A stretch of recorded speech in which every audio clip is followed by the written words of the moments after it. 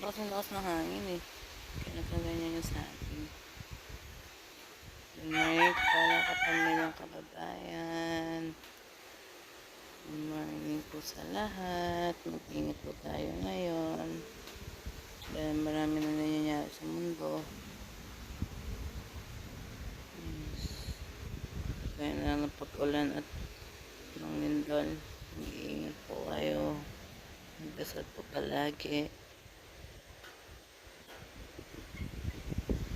Lagi lang pong humingi ng safetyness at saka guidance galing sa langit.